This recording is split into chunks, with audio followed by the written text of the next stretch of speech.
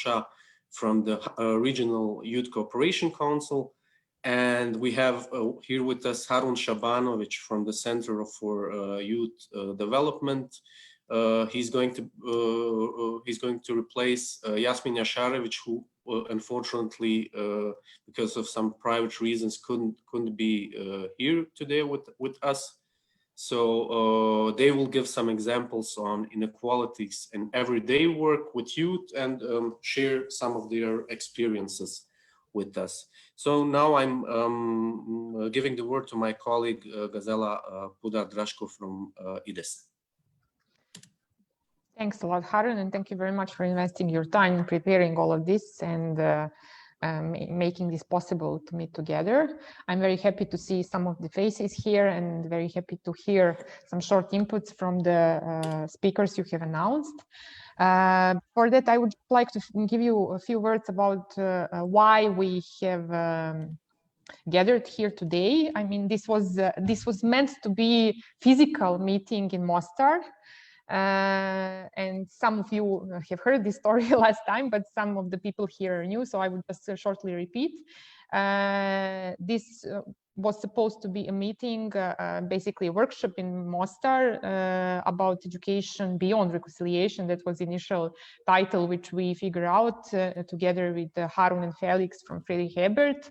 Why? Because we wanted to see what are the possibilities in the region to go really beyond reconciliation as discourse and the narrative, which was very strongly present in the past few decades in this region, and which for the moment we cannot see that it gave some really constructive and fruitful results when it comes, at least when it comes to the young generations. And that's why focus on education.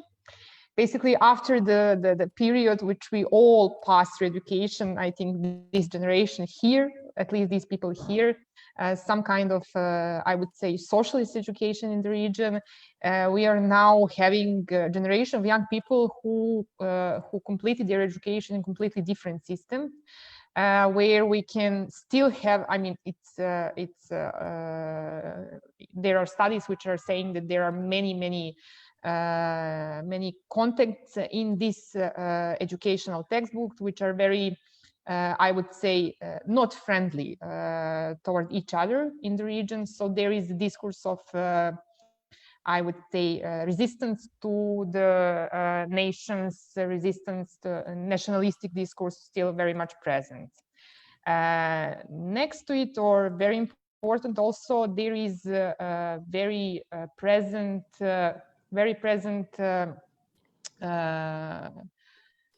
lowered upward mobility. So we are facing basically that there is a strong inequality which is preserved from the generation to generation. What we had in the socialist system, this upward mobility in education and strengthening, basically increasing the level, the number of the people who completed higher education. Now it's very in a way stopped. We have a generation of higher educated people who are producing a new generation of higher educated people. So basically we are somehow becoming a very society with high inequalities in access to education, which is something which we need to tackle basically today. And not less important in all of this, I think we should somehow tackle the issue of this pandemic, COVID, which showed in a great degree exactly this access to education as something which is showing inequalities which are existing in our societies.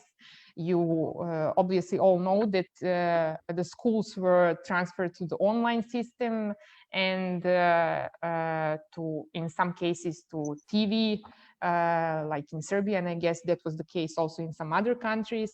But it was somehow neglected that there are people who cannot access not only online, but even TV to follow these lectures, which were, as I said, moved to this media. So this is some overall context, basically, which we would like to tackle today. I mean, we have very, very interesting people here today with us to give us short inputs. and I wouldn't take much time because on Monday we didn't have enough time really for discussion. So I would really like to have more time for discussion today. And I would give a floor now to Natasha. I'm very eager to hear what she has to say, having in mind that she's in a way observing all this from Edinburgh, from some other environment, but still she's very much involved and very much following what is happening in the region. And I have to say, I'm very eager to hear if you can say something about teachers as agents of change, because that is, for me, it was really interesting to see that title, because we are very much into how to basically incentivize some agent for change, not only in education, but in all social environments. So that's only my thought, but you can focus on something else if you would prefer. That was interesting for me to hear. Thank you. Sure, thank you very much, Gazela, and thank you for inviting me to be part of these conversations. I must say, as someone who, as you say, observes, I'm not sure that's correct. I'm very involved, you know, on a personal level. I have family in the region. Maybe I need to introduce myself because actually I don't think I know most of the people in the group, although it was nice to see also some familiar faces in session one. I'm based in Edinburgh since 2012. I work at the University of Edinburgh. But before that, I worked, I guess, over 10 years on all sorts of projects in the region. I was involved with the democratization and education departments of OSCE in Sarajevo. After that, with the Alternative Educational Academic Network in Belgrade that became Center for Education Policy. Also, most of the projects I was involved with were regional projects. So for European Training Foundation, different European agencies. So in terms of actually conducting studies in the region, I must say my insights are a bit dated. The last study I did in the region was 2012. It was actually the study that you referred to in your paper when you sent the invite, the study that was led by Professor Joe Shaw here at Edinburgh that looked at citizenship in post-Yugoslav states. So I worked on a paper that addressed how that's reflected in education policies for that study. So in that sense, I think rather than kind of offering you my dated insights from the region, I probably more usefully can share some reflections back, as you said, in terms of, it was really nice to be able to see in the last session some examples of where things moved on in the region since I was involved, and where, you know, some really nice examples of what people managed to achieve together when we talk about overcoming these divisions and inequalities. And then maybe I can offer some kind of general, of course, inequality is such a big topic that has different manifestations in different contexts. So I can offer some general reflections and maybe specifically focus on the role of teachers, as you say, because that's probably universal, the way we can think about their role. And I can tell you how I go about it in my current work. And then the pandemic, I mean, that's literally the one where we are all in it together at the moment. And I don't think we can even begin to fathom the depth of the impact that that's going to have, not just on education, on all spheres of our life, but for sure we can reflect on that. And I would like to think, I've been thinking about that topic a lot actually recently, because here as well we are trying to understand the kind of adaptations that that's going to require us to make.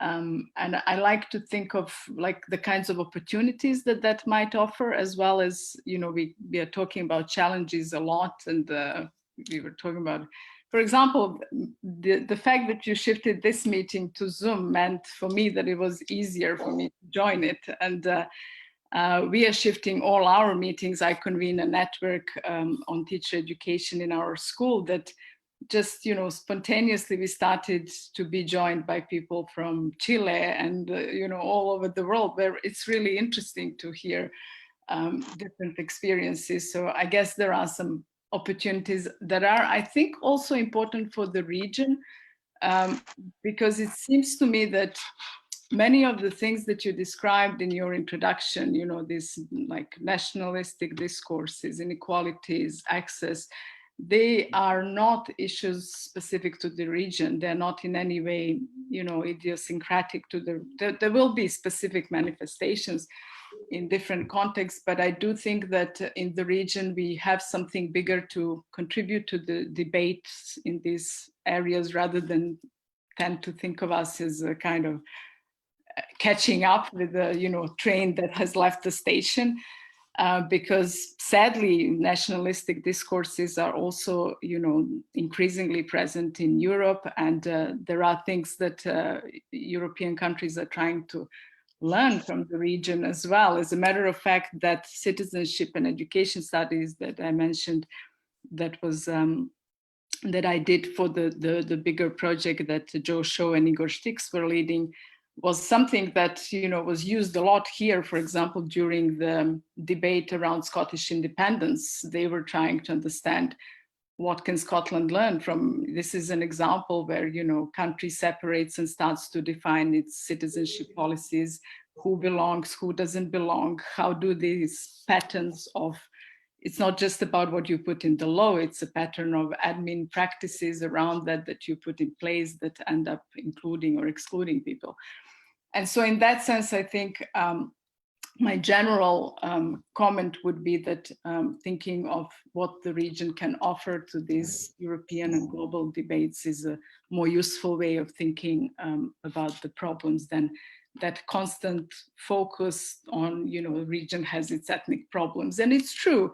But I'm glad that in your introduction you said, let's move from that. And I was kind of making that point in that paper back in 2012 as well, saying maybe, you know, while these things bother us so much and seem to be important to so many people, there are also other things that parents of all creeds care about when we talk about the quality of education in the region. And as a matter of fact, when we talk about inequalities, if you follow the results, for example, most commonly people look at PISA and you know, how countries that participated from the region compare, they had, you know, smaller rates of inequalities compared, for example, to the UK that has huge gaps between low achievers and those in the, you know, top 20. But there's a problem of closing that gap from the wrong end, because the results are low in general. So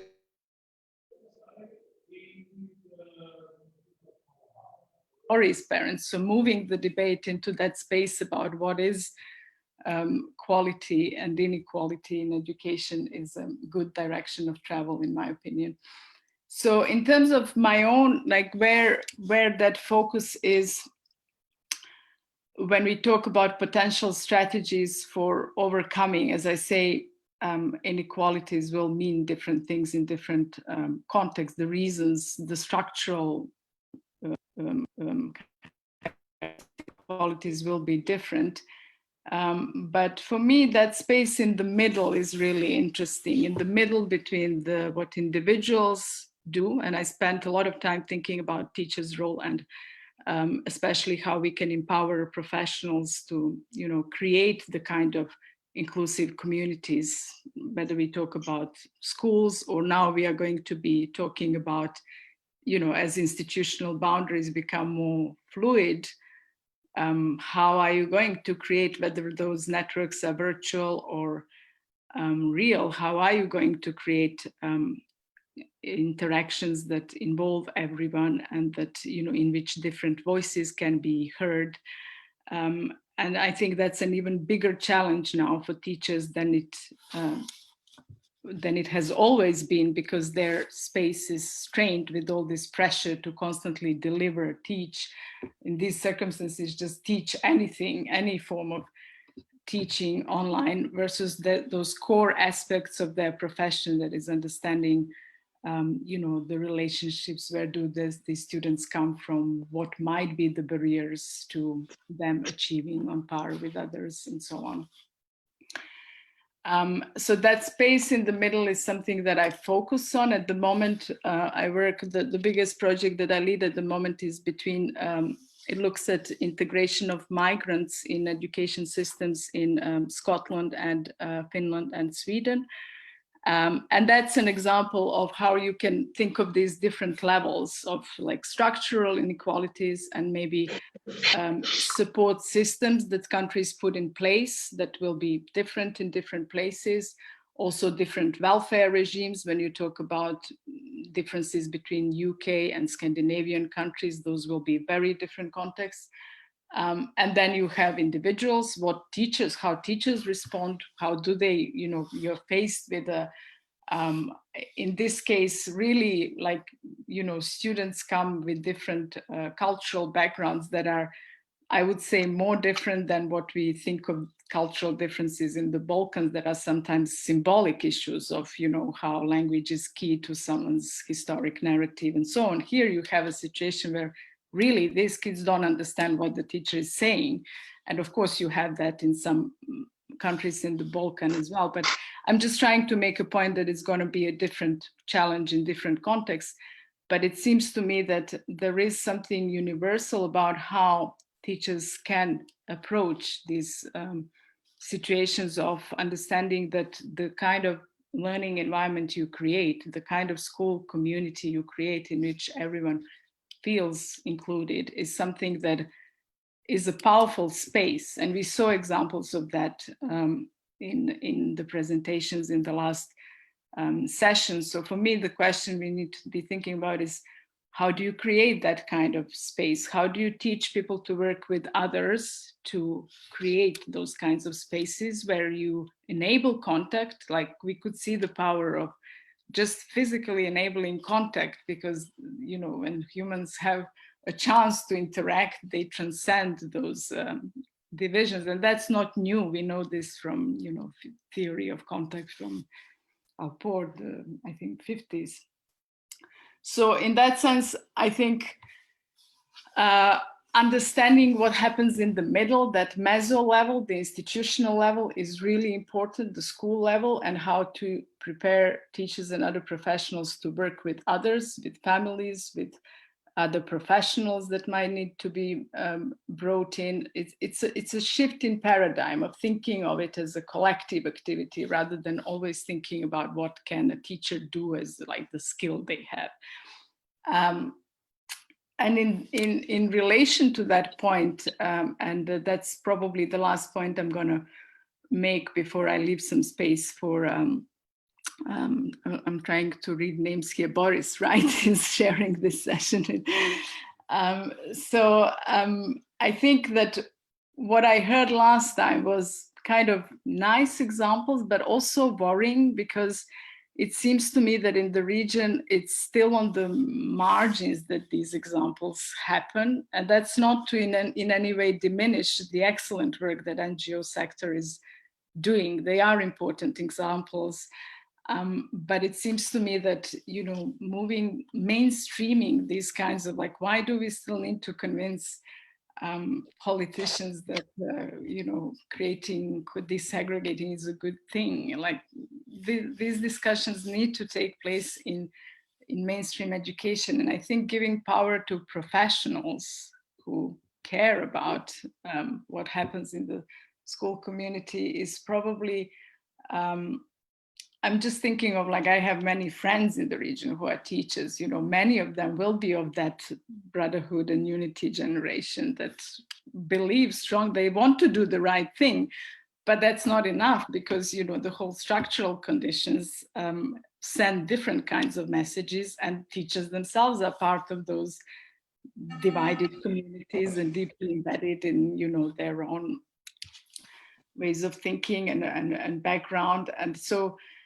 I think that moving to the mainstream, trying to understand what is that role, and teachers as agents of change just became a popular kind of, you read it in many policy documents, in literature, But what does that really mean? What does that look like in practice? Can we understand the mechanisms when people manage to make a difference, like we had those examples from Jajce, and I can give you others from Scotland, from other places. What is the mechanism? Like, what happened to create conditions for people to feel empowered, to create that kind of culture? Some authors call it can-do mentality. We can actually change things here. And sometimes really radically transform. I worked here with a school that's the Train Spotting School. You probably know the movie that made over the years fantastic. Like today, it's a school that produces, you know, their students take the higher level exams that enable you to go to the university, or what they call here other positive destinations.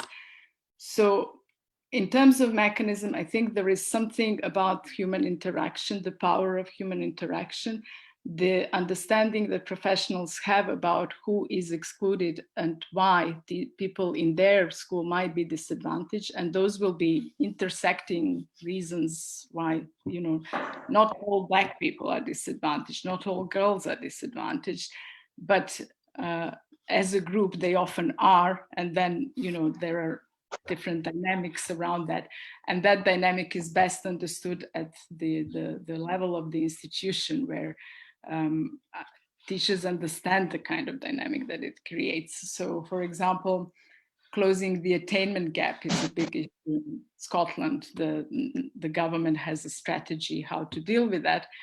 And then teachers tell me that, well, we know what that created in our school, that we have now this closing the gap group that just became another label, and they know very well that they are the problem because they're dragging the school stats down.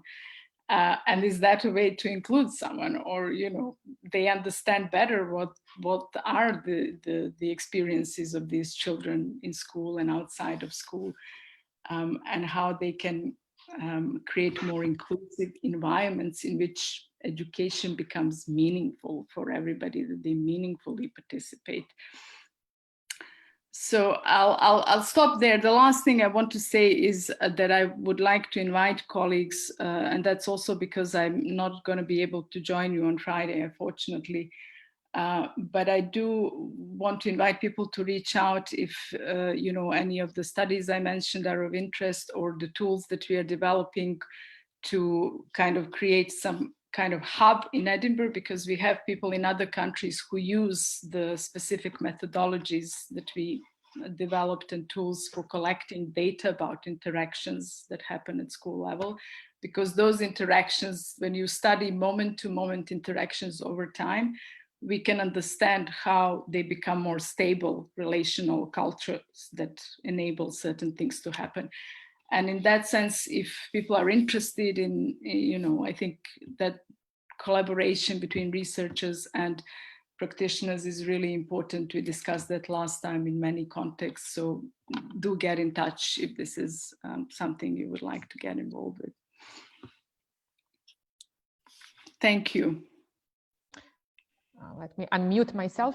Thanks a lot, Natasha. This was really interesting. And for me, it was particularly important, the question, how do we create this environment, this space to, for teachers to be able to put the kids into interaction and exactly do this, to overcome the gaps which are existing.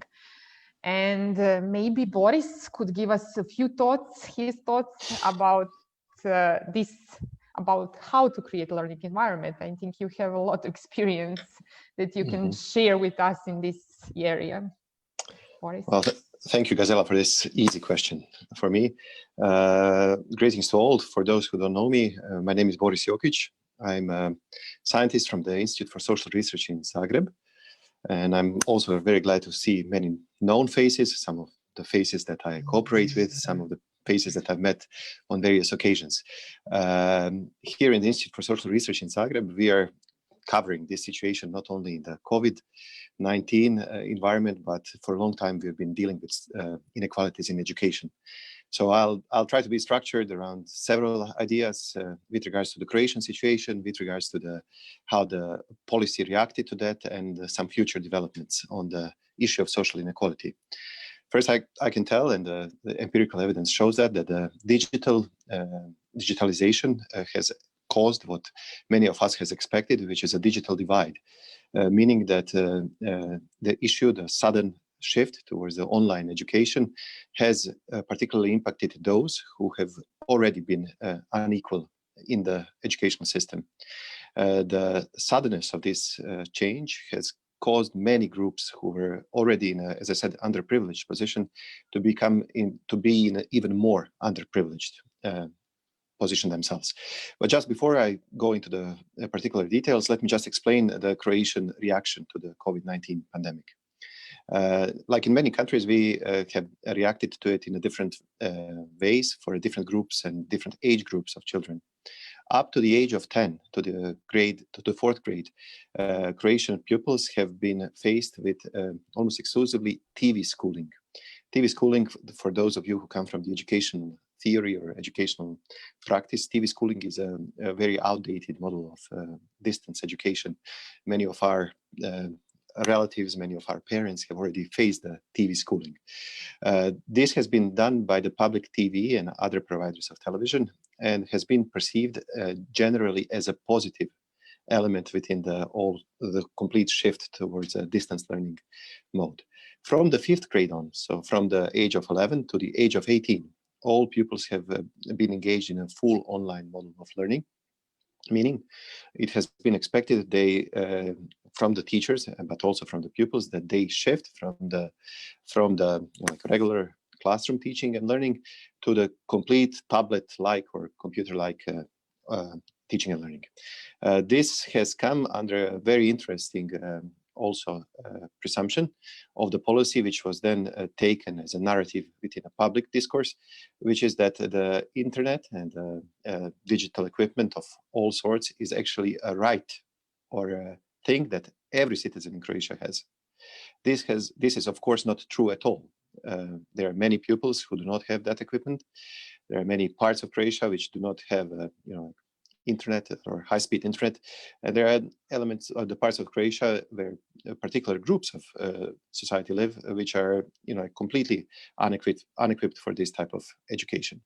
The issue that the general discourse was such that everyone thinks that everyone has a laptop or everyone has a tablet and everyone has a high-speed internet has caused also a general idea that the online or distance learning and teaching is a thing to go, not just now, but in the future. However, empirical evidence shows that, as I said, those groups that that were already not in a so good position before have been particularly hit with this change. I'll just name few here. The first group that I would like to mention is those who in the Balkan region are not often named. These are basically people of the lower socioeconomic class. So those who do not have money. We often focus on the issue of minority groups. We often issue on all issues of minorities. However, those who are not in the position that their parents have like laptops that they use for the work, or they have a internet that they use for whatever TV streaming, those were the ones who were hurt across the board. Second group that was particularly hurt with this respect was the vocational education and training students, pupils, those in vet schools. All of the system, the whole system in its shift has focused on basically its most privileged group of high school education pupils, which is gymnasium pupils. So all of the materials, or most of the materials that were prepared for those type of pupils. However, in Croatia, there is 70% of the pupils who attend vocational education training schools. And in particular, there is 30% of pupils who attend the 3-year short cycle vocational education and training schools. Those pupils were completely out of the focus of the public sphere with regards to what happened in these 3 months of the shift towards the online teaching. There were, however, two different groups also that were particularly hurt. First one is the minority groups of all kinds, especially ethnic minority groups. For them, there was no TV schooling, there were no classes prepared for their education in the past 3 months. The second group, which is particularly a vulnerable group, is the special education needs children. Those were the ones who were also particularly hurt because the solutions that were developed did not take into account the needs that they have with regards to not just learning, but to other needs. for example, such as a physical disability or any other disability they do have. And in particular, also the gifted and talented group of pupils who were also kind of left out within this change. So if you think about who were hurt and where the inequalities hit with regards to the shift to the online or distance learning and teaching model, though that's a lot of pupils who were hurt by the shift. Just today, we have published the results that we have collected on the 7th grade pupils in Croatia on their experiences and satisfaction with the online learning. In general, pupils who are in 7th grade, those were the ones who were in the full online mode, are completely mediocre in their satisfaction with regards to the online education. If I could tell it in grades, from 1 to 5, their average grade of satisfaction is 3.14. There is almost exactly the same number of those who are satisfied with this mode and those who are not satisfied. However, there is also particularly interesting elements with this empirical data. We asked them to compare the classroom teaching and the online teaching and learning that they have. And in many ways, pupils prefer the classroom teaching, which is a super shift in Balkan schools, that the pupils who are 13 suddenly have a wish to go to school and they enjoy their classroom environment. In particular, there are several elements which they say that is much more suitable and better in classroom environment. And these are particularly important for the future educational policy. These are the following. First one is that they say that the contents that are being taught and learned are better understood in classroom environment rather than in online environment. So the teaching and learning is much more understandable in classroom environment. Second element, which is maybe surprising to some, is that the classroom teaching and learning is for them more interesting than the online in the teaching and learning in online environment. And the third one, and also very important one, is that the directions that are given to them with regards to fulfillment of the task is much more characteristic for the classroom teaching and learning rather than online teaching and learning. So in many respects, this shift in Croatia has been good as a clutch to cross some difficult times and to cross some difficult terrain. However, it is not suitable in the long term from the perspective of both the pupils, parents, but also educational workers. They were the ones who were overburdened in this time. It has been a unique shift in the history of education, not just in Croatia, but globally, not just in our countries, but globally, because no other profession has experienced a sudden overnight shift like educational workers, including those in the universities, that has been expected from them to go from the environment in which they usually conceptualize their work to something completely different in which they need to get some new skills and get some new knowledge in order to continue with their work. There is also some interesting elements that I would like to point out. Maybe it will become interesting in the discussion. There is an interesting element which happened when the policy and the governments decided that it's a good time to go to school. Elementary education in Croatia, but in all other European countries, is a legal obligation of the parents. However, when the decision was made that the pupils should go or can go to school, then the Croatian government made a legal obligation on the parents that it's absolutely necessary and their right, not just right, but it's their obligation to have negative consequences if something happens to kids if they go to school. So it's a complete shift of the normative environment. Before, those underprivileged groups, those, for example, for some minorities who would not send their children to school, would be, legally obliged and legally, they could get in problems with law. Nowadays, it became completely opposite. So those who were send their kids to school said that it's their obligation and they will be charged if necessary if something happens to their kids and to the other kids. Never in our history or history of education have we had such a situation. Sorry, Boris, may I just interrupt? What does it mean something happens? Like that they so, for get example, COVID or what? or they give a COVID to you, Gazela. that's the problem. So in terms of public safety, not just in terms of the public health safety, but safety of others, the state said that they will not have, it's not their obligation to fulfill these tasks. They shifted the obligation towards the parents. There's another very interesting issue that happened. It's basically the issue with COVID-19 has opened a long time debate on the nature of educational system.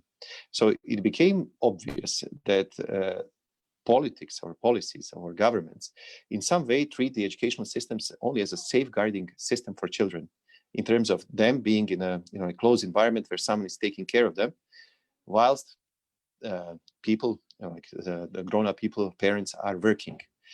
That has not been the case since the 1930s or 1940s, if you think about that.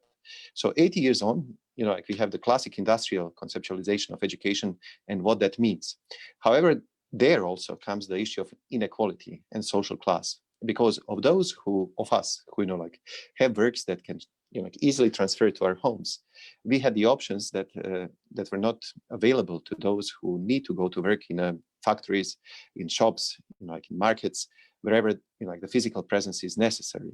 So the divide is much more, it's deeper than we think it is, and the general public think it is, and it goes across all rights, all sides.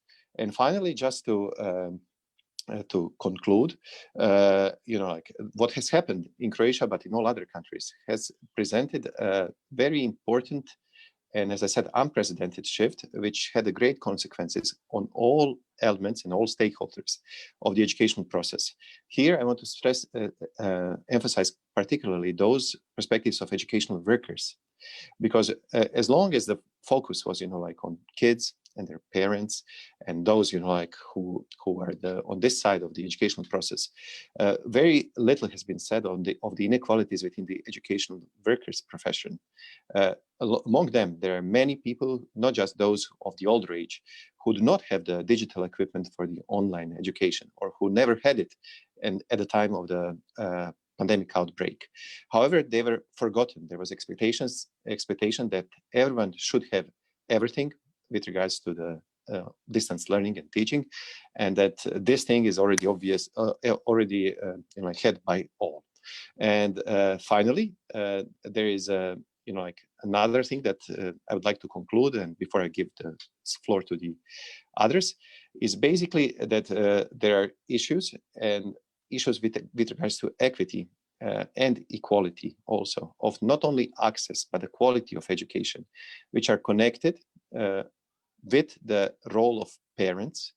And the issue of pandemic and the shift of education to homes has made inequalities with regards of the support that the parents can give to the children.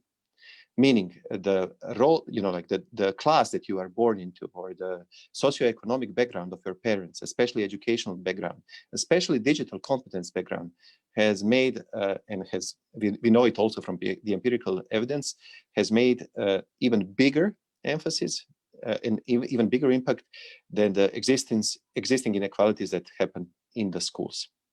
Here I'll conclude that. That's all. Thanks a lot, Boris. Thanks a lot, Boris. This was really informative input with a lot of research data, and I really appreciate this. I would now like to open shortly the floor for the questions and comments. I mean, we have heard two great inputs from our speakers, and I think there are many issues which were raised here that can be interesting for starting discussion before we hear to another speakers in the second round. So please, if you have anything to add or comment, this is the moment. Gazela, in the chat, you see already 2 hands.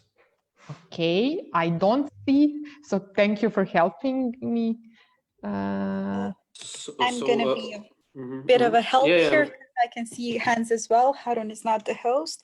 I see Barta Kirezi and Ms. Dinka Chorkala raising their hands. Thank you very much. Barta, you can start. Hi everyone, I'm Barda Chirezi from Pristina, Kosovo. I'm very happy to be here with you.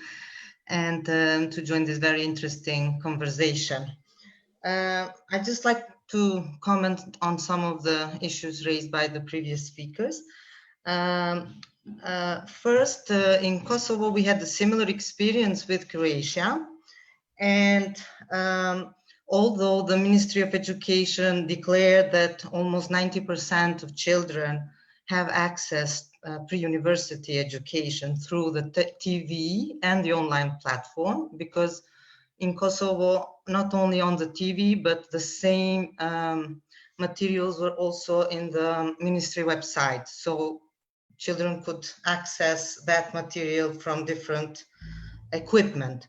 But in fact, we have also the same situation that the poor people, maybe 50% of them, we estimate, basically a report that was done with people in assistance, declared that 50% of them did not follow the lessons, and most of them had problems either with internet access or equipment. The other problem was that, similar to what Boris was mentioning, is that although Kosovo has a very good internet penetration at almost 90%, even mobile access is very high, the teachers didn't have equipment in homes, so they couldn't deliver or use Google Classrooms or other platforms. So basically, all of it was done through Viber, which was very interesting because parents were overburdened with almost 10 to 15 subjects in their Viber accounts for 2 or 3 children. So this was a very important, let's say, overload for parents, but also for teachers. The other thing that was interesting from the discussions we had in some online meetings with youth, the high school students find, which is different maybe from what Boris was saying, found that online learning was better than the physical learning they had in the school, because they were free to use resources and to deliver some assignments in the formats they would prefer rather than just testing. So this was another very important aspect that we found in the Kosovo case. So I see too many similarities. We had the same aspect like minorities, bad schools, and special education, and also gifted, especially children in art schools. They have really had problems with doing what they need, the concerts, and we have reported that this particular group has also didn't follow all the exams or follow all the learning that was provided online, especially online learning in music schools, for example, was only in the last month online. So this is very important for this particular group. So this is for the moment. It was, yeah, it's, but what I would like just to add is that what we found is that pre-university education didn't have a proper digitalization in schools. So they didn't have even website or proper communication with parents. And this prevented a development of or implementation of already free of charge, like Google Classroom or other platforms for the schools. And because they were not even, let's say, familiar with these kind of platforms, it took a long time to move from Viber to some other platform that, for example, municipality of Pristina developed. Thank you, Barda. This was interesting comparison to Croatia, and definitely it raises some questions about how online environment is convenient for some new innovative things which may be suitable for some teachers. Dinka, I should unmute myself, right? No, you are. No, I'm not. We can hear. Yes. So thank you very much for these two very, very interesting and rich presentations. I would love to hear more, Natasha, about the immigrant children and how those three countries actually manage in schooling the migrant children, because this is a kind of track of research that I'm now involved in. However, I would like to make a quick comment on what Boris just said. I think that there is a peculiar quality that we were all exposed to, and that was a lack of social contact. So we are all equal in that regarding the schooling matter. And I think it's a time now for us to make a good wrap up on what happened actually during the online schooling in our respective countries. And I do agree with Boris that system left out some kids, migrant kids, minority kids, special needs kids. However, teachers did not. So teachers in schools made tremendous effort to do the schooling for all kids they have in their classrooms. And I know that from firsthand experience. Teachers actually did a great effort to provide assistance to the kids of migrant background, of Roma background, and so on and so on. So I think we should be very careful when we say the system failed. There were some good things at the level of a Ministry of Education, and I do believe we did not so bad, really. But the other aspect of the schooling, which was on a teacher side, was really excellent. And I think we should all give a credits to the teachers and how they managed this extremely difficult situation that were new for all of us. For example, after 30 years of being in the classroom at the university level, I've become so deeply aware how the teaching situation is actually a social situation. I did my online teaching and I put my lectures on the platforms and so on and so on. However, what I missed was to see the faces of my students, to see their reactions, to be able actually to interact and to respond immediately to their faces and to their questions. So what I would like to say is that for all of us, it's a time to reflect and to collect firm and solid data on how we did over our online teaching, and not to be too critical, and to be able to distinguish between what we have done well, and of course be very critical of what we did not do in the best way, in order to be able actually to improve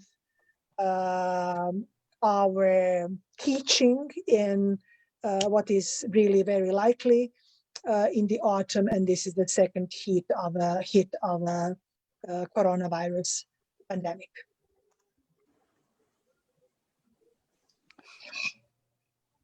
Thanks a lot, Dinka. Natasha, would you like to respond? Yeah. Let me just unmute that. Yeah, no, thank you for that question, Dinka. In terms of the integration study, this is the project that's at the start. We actually had to postpone the start because of issue with access to schools in these countries at the moment as well. But it's a very kind of comprehensive design. We can stay in touch in terms of following up with concrete results that we kind, but I just give you an idea of the kind of parameters that we look at when we talk about integration of migrant children. We look at their academic success, or rather sense of achievement of how successful they are in school, and also their socialization across cultures, whether they stick to the peers from the same group or whether they are actually integrated, and the sense of belonging. We had a measurement of the sense of belonging to the school community that I think, I mean, it's just looking at migrants in this context, but that's something that you could, when we talk about inequalities, you could talk about sense of belonging of any student in the class, and that so many children are disengaged from schooling for so many different reasons. So we will be looking at so-called protective networks that one creates around migrants, which is a specific methodology. I can share the details of that, how teachers work with other professionals and with families to create networks of protection around children who might be at risk of underachieving or other forms of marginalization or even, you know, victimization in some cases. So I'm happy to share that as it develops, and I would also be interested to hear about your studies in the region. I'm actually quite impressed that in the region, I mean, I don't know about migrant situation. I tried to involve, because we want to scale this up. Of course, migration is a global issue. And I was in contact with colleagues from the Faculty of Philosophy in Sarajevo to try to understand the situation with migrants in the region and whether they have access at all. And I would be interested in, you know, getting involved in that if there is scope for cooperation. The thing around COVID-19 and teaching, I'm very impressed from what I heard from Boris and Partha, that you're actually already having studies and data on this. It's I don't know how you managed to do that. We struggle to even talk to anyone from the schools at the moment because they're you know, so busy trying to make arrangements for this new situation. So I thought it was interesting that you have kind of mixed conclusions about, first of all, enjoyment of children of this new way of working, which is interesting in itself. I guess, you know, teaching online, like any other teaching, can be done in different ways that are more or less appreciated by students. But your point, Drinka, about teachers going that extra mile, and that's back to the topic of them being agents of change. I think this situation just emphasizes, I wouldn't say that inequalities are new in this situation. They really highlight the existing problems and potentially the existing solutions, especially when we talk about that, you know, enthusiasm of professionals. We shouldn't generalize and say all teachers act like that. Of course, no, but we all know of flagship examples of schools and teachers. And it's interesting, I worked in over, I think, 10, 11 countries so far, and I found examples of excellent practice where I least expected them, and maybe, you know, kind of mediocre practice when I expected more from, in terms of resources that are invested in particular environments. So I think that there's really scope for understanding what makes those teachers go that extra mile. How can they be supported? How can they be developed? It's not just about skill, it's about creating conditions for them to act that way. What I wanted to say is that when there is no support from the educational authorities, there are teachers who care for the children they have in their classrooms. Sure, yeah. And we saw examples. And that was exactly the case. And that's impressive, but I do think that, you know, if we can't rely on sort of heroism of these individuals. Exactly. You know, You need to look at systems and how can you create more people act in those ways because they do want to do the right thing. Exactly. I think there's a big potential in there. Yes, I think that is one of the most relevant questions for all of us in the region, how to create environment for them who wants to engage and how to also attract those who maybe believe that there is no point in engagement, which is the huge problem in our region.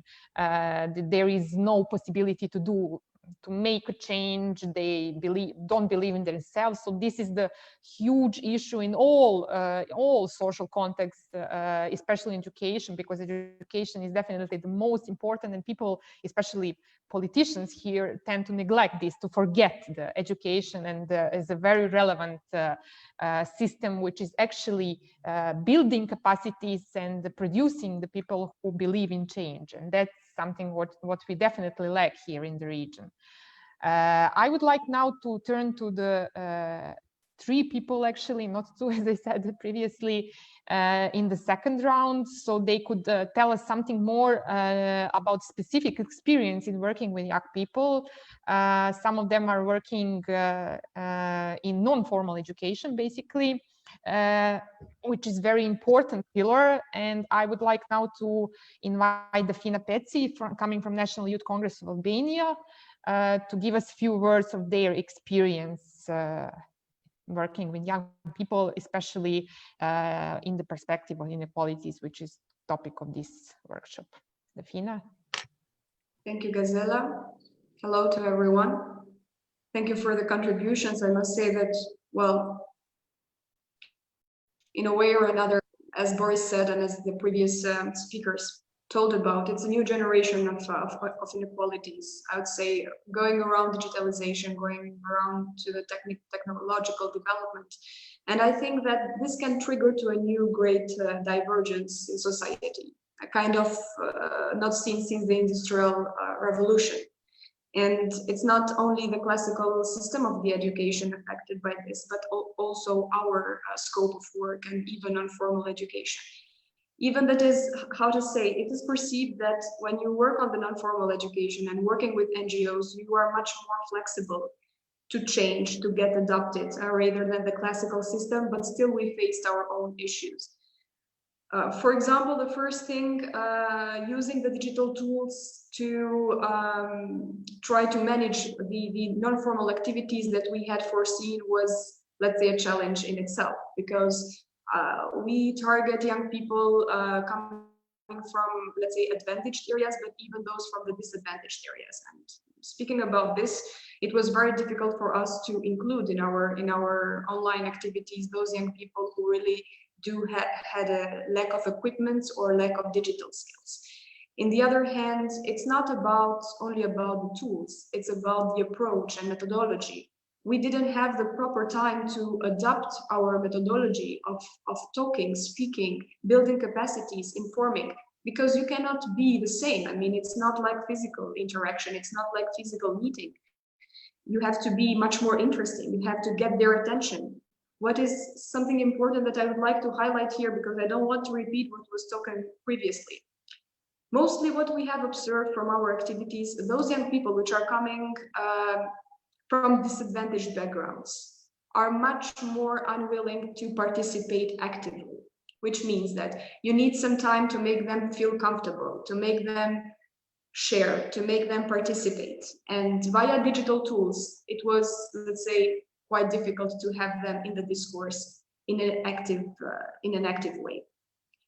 But regarding to the topic which talks about new inequalities in post-pandemic, I must say that the inequalities that we faced during our work are quite old. They are not new ones. I mean, economic background, educational background, cultural background. Something that I would like to highlight here is the fact that it's somehow obligatory for us to involve these young people. You know, when we write those projects, when we design our programs, we always put a certain space for them. Quotas, how are we going to include them? If we are going to have 30 young people, 5 are going to be from the rural areas, 5 from ethnic minorities. this is what we have done in our practice, but I think that this should change. I mean, this has to change because it's not about numbers, you know. It's about something much deeper, and we have recognized and we have understood that by the experience. It's about the language we use and what we are talking about. I mean, it's impossible, you know. It's impossible to talk with people from rural areas or people who have been disadvantaged systematically all their life long. How to approach politicians, how to approach political agenda, how to talk about some very avant-garde topics, because they need the time to get in the same page with the others. You know, we have tried to work in rural areas, not far from Tirana, not far from the capital, very close to, but they have completely different mindsets about the same issues, about the same problems. Young people from these let's say disadvantaged aspects, they are tended to be more concrete, they act more mature, they do not have the patience compared to the others, and they want to be involved in a through a systematic approach.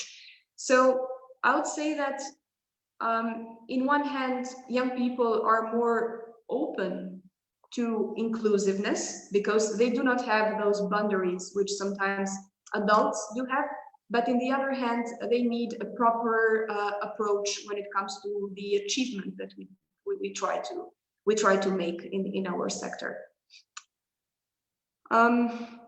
We have tried of working during these 3 months. I would say that it has left a lot of consequences. We had to skip, to reshape, to think inclusiveness again, but some lessons learned, I would say, and some things to reflect upon after this pandemic crisis. I'd say that is this approach to go more in deep of the topics and to find new ways how to involve those young people which has been the most attacked from the situation. I mean, as I said in the previous gathering here, the schools is for sure the institution which is much more inclusive than all the others. And for us, it's a challenge to catch those young people who are out of the circles, but we really have to go there, out of the circles, and make sure that we are involving them properly and not just by quotas or numbers. I don't want to go more in this. I'm sure that the others would have other things to add based on their experience, but then maybe it can be a topic of discussion later. Sorry to unmute myself. Thank you, Defina. Thanks a lot. Now I would give the floor to Juro, who is head of the Regional Youth Cooperation Office. The office has basically it had a lot of calls which involve cooperation with schools also in the region, and maybe you can give some short overview. Do you have any information on impact of COVID on this project which involves schools for the moment, and of course in general say a few words about your perspective and inequalities when it comes to education? Many thanks, Gazela. I mean, it seems that we are running out of time, so I would rather keep my intervention very short and not to repeat what has been already said. I mean, when it comes to young people inequalities, I mean, from this institutional perspective, RYCO has had to deal with different types of inequalities on different levels and coming or being generated, imposed from different sources. And even to start with our own backyard, I mean, we are having this governing board as a highest decision-making body, so it's not really the backyard, it's really on the top of the organization. We are having the decision-making body that is consisted of 6 youth ministers and 6 young people who are invited there to be the voices of young people from their respective countries. And the idea was to really promote youth participation, to promote and to advocate for the role of young people, equal power in decision making. However, it seems to be that amongst these 12 equal decision makers, 6 of them are less equal than these other 6. So this is just one of the example of inequality that also we have to deal with on our daily basis. And not to go too much into details about that, Dafina was the member of the governing board of RICO. She was presenting the voices of young people from Albania. She's quite aware of that.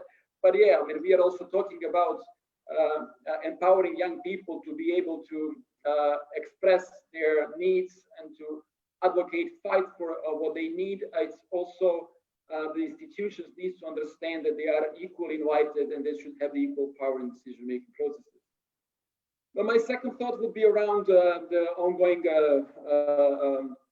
corona pandemic or outbreak, and I'm a little bit concerned now with all these new trends to talk about what to do next and what we should do now when it's over, because it's still not over. We have the very clear let's say evidences that it is even regressing in some countries in the region and also elsewhere in the world. Of course, it affected our work significantly. I mean, we are promoting youth mobility. I mean, all our work is basically around asking people to be as close to each other as possible, you know, and for us, of course, when it comes to plans for 2020, I also assume that it goes for most of us here. It really affected a lot our long-term plans, and we all had to switch to this short-term planning. And you asked the question about the schools. I mean, we had idea really to launch the big, I would not call it project, but long-term program, and to introduce the new branded schools exchange scheme for the Western Balkans to enhance youth or school intra-Balkan mobility. But we had to postpone all these things due to obvious reasons. And these are not only that now we are facing even the very formal administrative obstacle because certain educational systems in the region are actually made very clear decisions that pupils are not allowed to travel. Even for the excursions, they are now only focused on the country level, so you're not even able to travel abroad.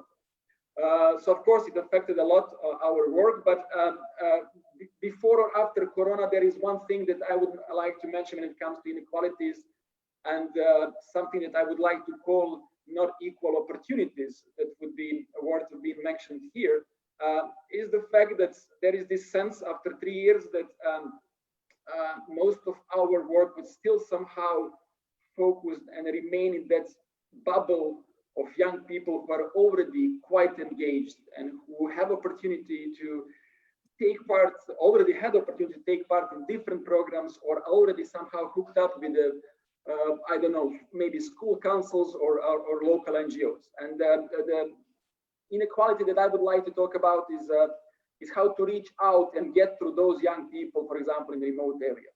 So this is something that turns out to be one of the biggest challenges that we are dealing with, and that we are trying to find a way how to reach them out. One of the way of the mitigation measure is to really establish the strong partnerships with the NGOs on the local level, and then to find a way to get through them, and to somehow avoid to focus our activities in the capitals or the big cities.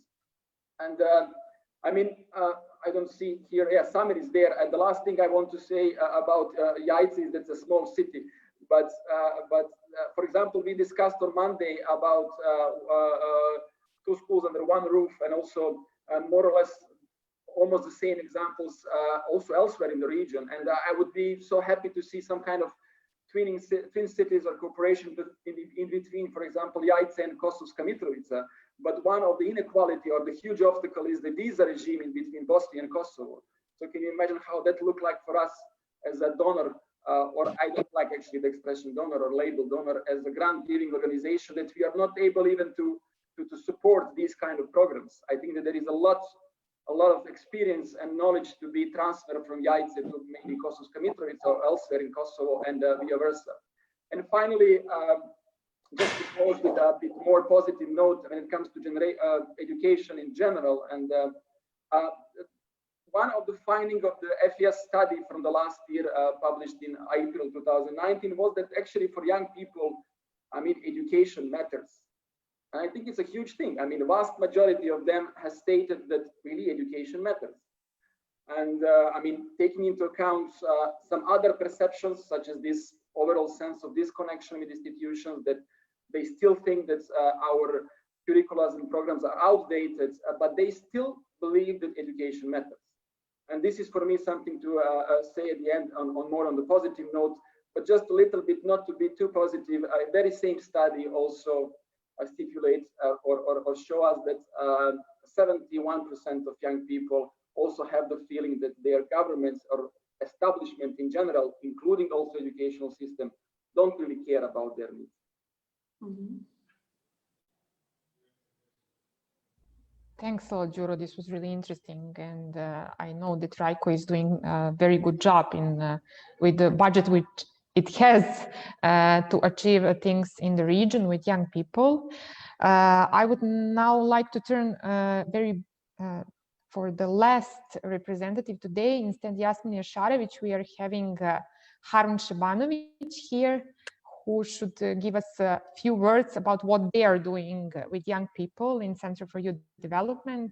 Harun, the floor is yours. Okay, thank you, Gazela, and I'm glad that I'm attending on this meeting instead of Yasmin Yasharec. And I would like to share some information about our organization, Prony Center for Youth Development. We're working 22 years on reconciliation and human rights in last period, even on national level, because we have 4 offices in the form of youth clubs in Mostar, Banja Luka, Sarajevo, and Bijeljina, and our main office is here in Brčko, where I'm right now. According to this topic, and I would like to share some information about what we had done in this last period, because when we are talking about inequality in the daily work with youth, young people, this is the and not generally the new thing about inequality, because as you already mentioned before me, there's small bad access to internet connection and hardware, for example, computer, laptop, to follow the online meetings and also to attend the webinars from NGOs. And we took around 2 weeks to transfer the curriculum from offline to online mode, and also we did some research about tools that we can use for online education when we are talking about our training course, for example, for YouthWorks, because we are now implementing 2 projects that their aim of the project is to give the knowledge and skills to young person how to become a young leader or a youth worker. So I'm happy to say that we did a great thing. It's not only my opinion, I'm sharing the opinion of the participants, and they said that they are enjoying to attend to our meetings, and the transfer knowledge, it was great because we use some online tools, for example, Kahoot, Mentimeter, and other games. And our training, we have 4 modules that we have implement online, and after each module they need to write some essay about that topic. And the media from Bosnia and Herzegovina, BRT, they contacted us and they decided to publish all these essays in their web platform, which is really, really great. And yes, and now we are soon, because the situation is now better, at the end of the month, we have offline train. We'll continue in offline mode, which is really good. And I can't wait to see all these participants. And bad thing that I have already mentioned, access to internet and so hardware, mobile phone, laptop, or something like that. And the good things in this situation is that we can better organize international training courses, because young people from any other country can attend to our training. So we will try to work much more on that period. I will give you also some statistics about our participants. We had in these 2 projects, we had 150 participants on monthly basis. So it's really, really good for us, and it's the first time that we are working online in such this way. So maybe if something pop up later, I will also join. Or if you have maybe some questions, I will give you answer. Thank you. Thank you, Harun. Thank you for being brief, because we are running a little bit out of the time. Now I would like to open the floor for comments and questions. We have heard 3 last inputs from the fieldwork with young people, and if you have anything to add, to comment, not only on this round, but also on the previous round, maybe to continue, this is the point. I want just to share, if you didn't see in the chat, Barda suggested that we share current research on this topic among each other. So maybe it would be good that you can, if you have some findings, some studies which are relevant, especially this what you have mentioned, Boris, and you, Barda, about the situation in different countries about effects of COVID and what was happening. That will be really interesting to see if you can share with the group on the email list, which Harun already provided. Boris, yes. Yes, I just want to add a few points. Very interesting inputs from the field. However, I would like to raise another issue, which is there is another inequality which is becoming more evident. It's basically that like from the theory once again and the practice from the past, the distance learning demands extreme levels of self-regulation among children. And then the issue, the expectations that the self-regulation is present from the first grade onwards up to the last grade of secondary education is basically a false expectation. That's something which is really, like no scientific evidence could, like will back that expectation up. I'm speaking I'm telling that because of the future developments of what could be done in order to improve both the online distance learning mode and the hybrid modes that could appear. So like mixture between the classic, like the traditional teaching and learning in classrooms and the online modes. And I do not see the understanding of the human development nor the social development among those who like come up with decisions, with political decisions, with regards of like how to envisage and how to develop both the materials, but also the approach in teaching and learning, which would suit all of the children and the diversity of the self-regulation levels that exist. And there is another issue that I would really like to pinpoint is, of course, like Dinka said, there is both like a tremendous effort on behalf of the educational workers. And there's a positive elements of the flexibility of the system, which has allowed that on the behalf of the policy.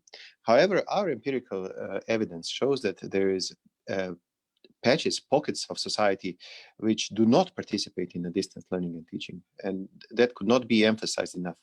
There are particularly 2 elements with regards to urban-rural divide, which do not participate. First one is the parts of the bigger urban cities in Croatia, which do not have the access itself towards both the internet nor the equipment. That's not a small amount. For example, in Zagreb, it amounts to probably around 8% on the elementary education level and much higher percentage on the secondary education level. Another group of pupils are those in the rural settings. In rural settings, lack of structure, which school gives, like makes their, not just their, like everyday activities, but their obligations in, for example, agricultural, like activities of their families, such that the school is left somewhere behind. All of that brings me to the issue that this crisis, or the situation, not the crisis, but situation, has very much emphasized the role of school and education as a social institutions.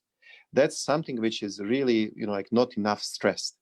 School is a social institution and if you want me, if I can use it that way, school should be a social democratic institution where not only, like chemistry in the 7th grade is important, or, like something that you teach or learn in the 1st grade. School is a place where, like you can be alone, but you are among other people. And school should be a place where you like make decisions. All of that, make decisions on behalf, not only yourself, but participate in the decisions for all. All of that is not present in the distance teaching and learning. And it's an interesting, like emotional reaction of pupils towards that. Because when you ask them in our research, like what is the part that they miss the most? And that's, of course, the friends, the social aspect of education, which, like is never emphasized enough and, like should be explored in terms of, not just diminishing inequalities, but also developing a future educational system which would ameliorate these elements. And I'll just conclude with there's another issue which has also been kind of raised here. This is the issue of mental health, which is also something which is not stress emphasized in the Balkan educational system, meaning that, like mental health, but also all various other sides of health, but also civic education, like the personal and social development should be present from the kindergarten on. However, our systems are not at all paying attention in a sufficient way to these both knowledge and skills of young people with regards to themselves and the society. Thank you, Boris. This was really relevant also for, in the general context of our workshop, how we have envisaged it. Basically, we have envisaged it to see what are the gaps in education for democracy in the first place. And I think in that terms, civic education is something which we didn't tackle enough during this workshop, but still it's really relevant. And the many obstacles and many challenges in implementing civic education in our region are definitely the issue which needs to be tackled more deeply in the future. I completely share your opinion that it should be from the preschool education already, and also preschool education, at least in Serbia, I think, but it's very similar in other countries. Here, it was mainly in discourse in the media during this COVID, considered as the kindergartens and places where you leave your children while you're on work. There is completely neglected the dimension of socialization, of upbringing, of really working with these children in a way that they become social beings in this kind of education, which is somehow we didn't tackle so much, but it's really relevant for the society, and especially for the kind of education for democracy which we were tackling here. Is there anyone else who would like to give a comment at this point? Marco, yes. Yeah, just very briefly, I just wanted to perhaps build upon what Boris said and perhaps to challenge him a little bit. So yes, of course, the school should be democratic institution, and there are some challenges, of course, that online teaching is actually bringing. However, I can also see actually that online teaching can actually be an opportunity for much more democratic actually relationship between the teacher and the student. Because in the region, most of the teachers are not so well or not so advanced into IT technology. In opposed to students as such, and perhaps they can learn, and they can perhaps this big gap between students and teachers can be diminished to some extent. I was just wondering whether this makes sense, in order. So for the first time, teachers, students in the Western Balkans are taught that to respect authority by all means, and for the first time, basically they're just facing with the challenge that their teachers perhaps know less about tools and mechanisms in delivering the classes. I was just thinking about that. I completely agree with Marco that could be also used as an opportunity in that respect, what he said. However, there is another issue which also has been brought up from the empirical data, and that's that most of the 7th graders, that's the ones that we are following now for the 5th year, we are doing a longitudinal study here. For the 5th year now, they see themselves as digitally competent. So that's the first thing, like 90% of them say that they're completely competent digitally, although they're not, but 90% of them say so. And, and with regards to the affinity to the use of digital technologies, there is 85% of those who say that they enjoy using it. However, there is 15% of those who say they don't enjoy it. And that's something also we need to take into account. We bulk the generations with regards to environment that they are in. However, within those generations, just like with older ones with teachers, there are those who really do not enjoy Zoom meetings or anything like that. So that should also be taken into account. But I agree that there is also a shift in the power relations, and that's very interesting to research if someone is going to do that, in power relations between the teachers, as kind of superiors, and the pupils. However, for some kids, there is the fact that they do not have grown up with authority within the educational school formalized setting is also an issue that they missed. So that's also interesting. There's like various elements there that are existing. Thank you. I have one question which may be addressed to some of you which have insights from the research, but also maybe somehow have insights from the policy making process in development. What is your perspective basically when we talk about inequalities and when we discuss especially this access to education and the issues which you have mentioned, that there are many pupils who do not have, not only pupils but also teachers, as Barda mentioned, that they do not have access to the proper equipment to do their teaching in this environment. I was wondering, I was thinking during your talk, is it the problem of educational paradigm which is present for the moment, or everything comes down to financial issues? Can we simply, I mean, maybe it's both, but what is your opinion? How much is it possible to change this paradigm without going into inevitable discourse, which is always, you know, this costs a lot, educational system is costly for the state, etc., etc. Is it possible to implement changes which can increase the reach of education, of that can increase in a way secure better learning environment for kids, different type of kids, vulnerable kids, those who are usually excluded, without really asking for much more money, as they usually say? This is something which I really was thinking. Can I contribute? Yes, of course, of course. Okay, I think that there were some changes in the way teachers and learners have interacted during this online learning. One is that, for example, in Kosovo, we had a problem of too many books and too much homework. And that wasn't really a very qualitative approach, because it was overburdening students and didn't give any much, let's say, outcomes in terms of their learning and skills. And so during the pandemics, the lessons were like in 15 minutes, but then students had to write more, they had to do more projects. And there are very typical examples, like in one sixth grader, let's say, IT instruction. In the past, they had to draw all parts of the computer.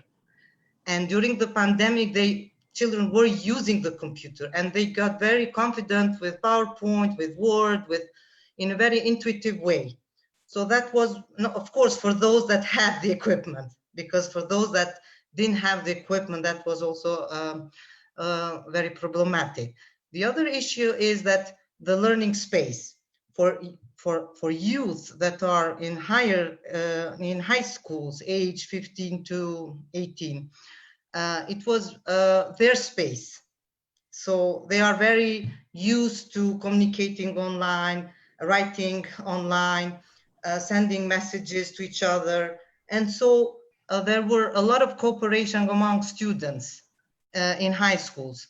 Even we had the case where I was personally involved in establishing career clubs in 16 gymnasiums in Kosovo. And in the past, there were a lot of problems for them to meet and to do all the activities. During the pandemic, they were hyperactive because suddenly it became their space. They organized all the meetings online. They organized everything in their own time, in their own environments. I don't know how, but they were 50% more active than they were during the school, let's say, normal, before the pandemics.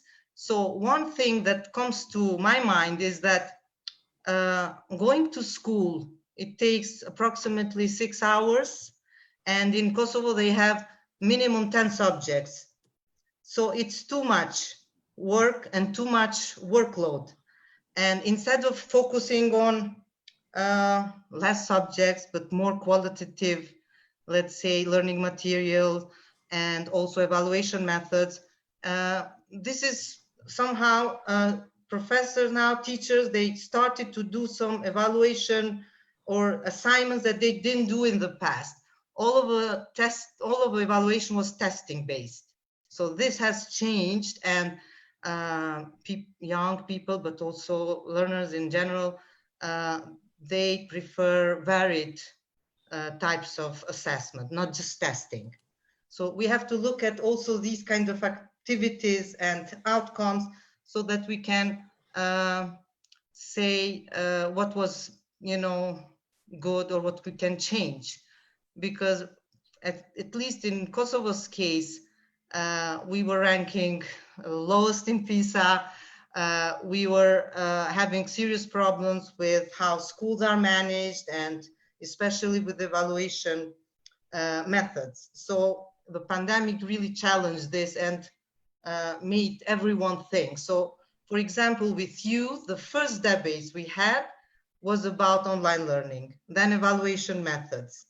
So they are interested to talk about these topics, and we have to engage them in interesting topics, the topics that matter to them in daily basis.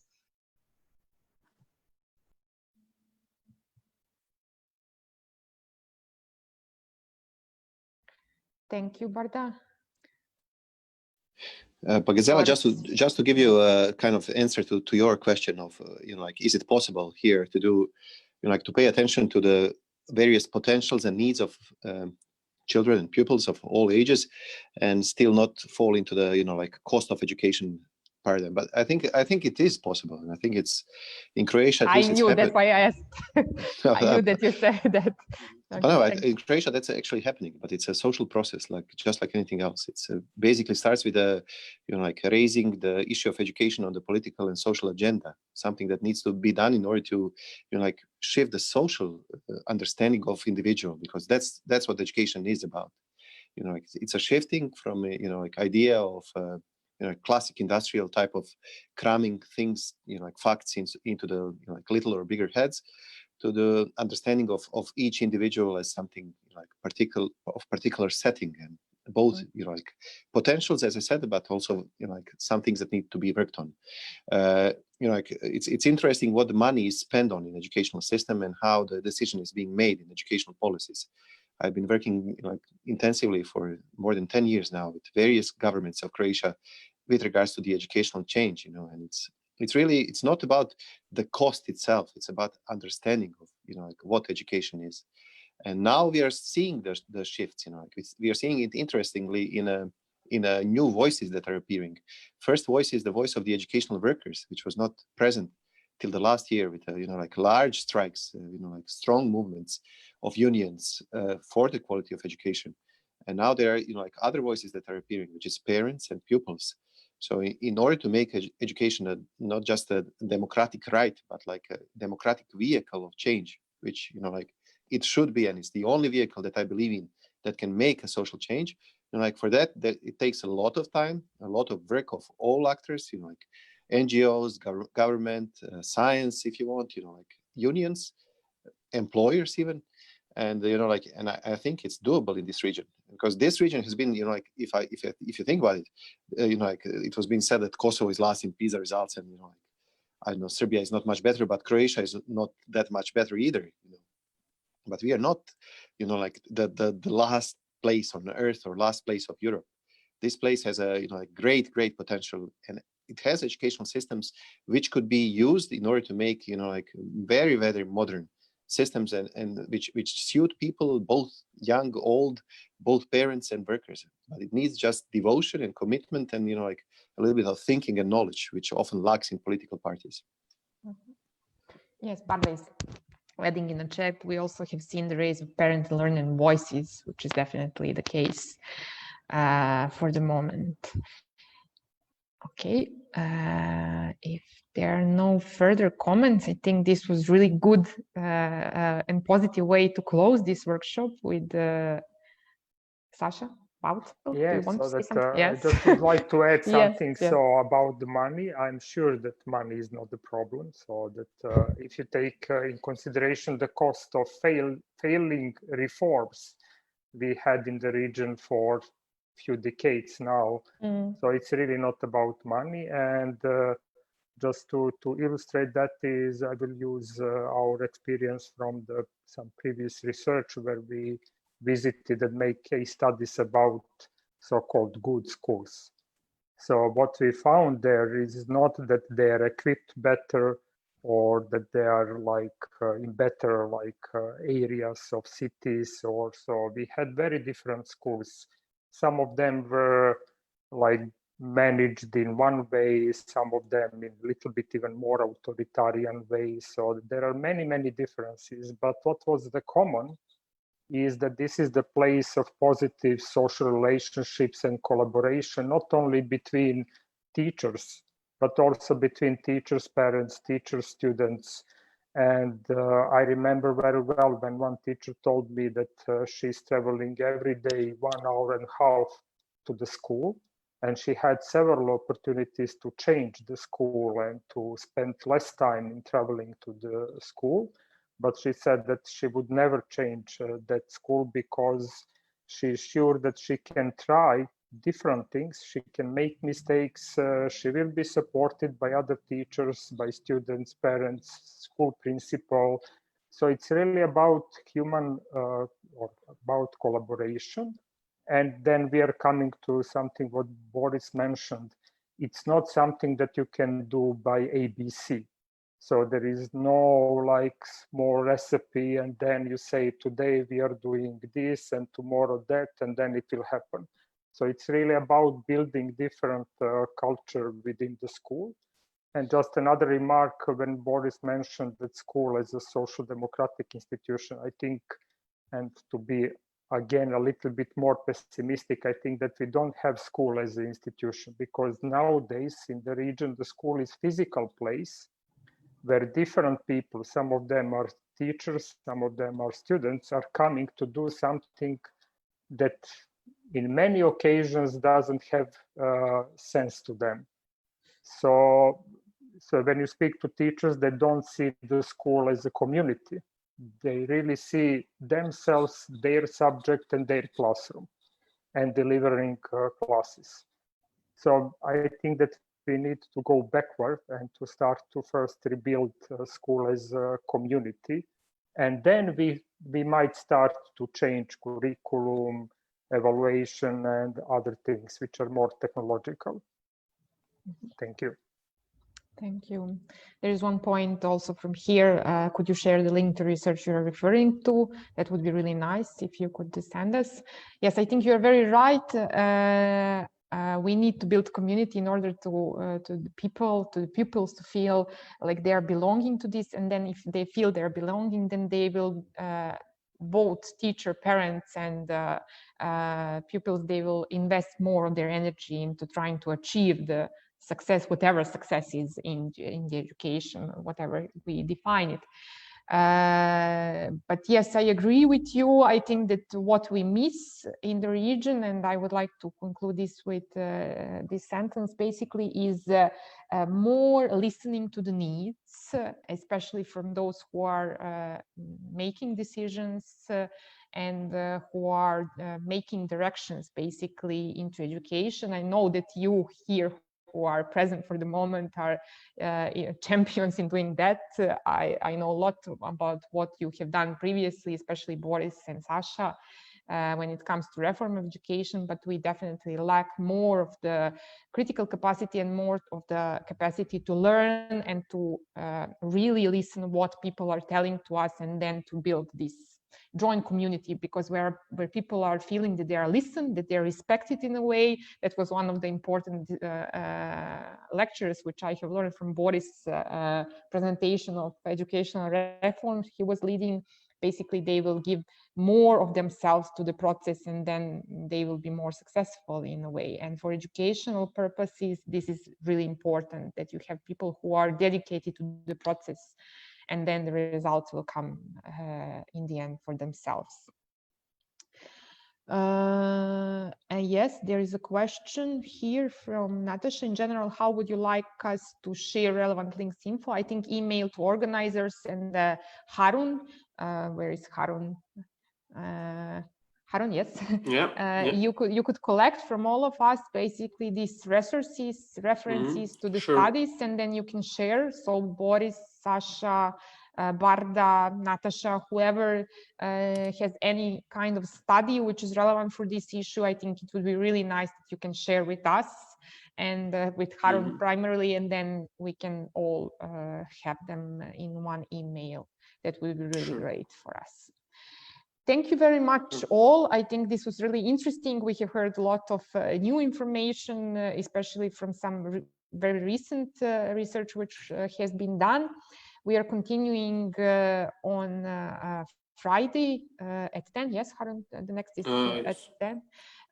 With the topic of digitalization in education, which is very connected to what we have already discussed. But let's say, what are the challenges and what are the let's say positive things which we can learn from this situation where we definitely had to switch to online environment. This is next topic, and I hope that you will be able to join us also on Friday in the last session of this small online instead of physical workshop. Thank you all, and we'll touch and see you on Friday.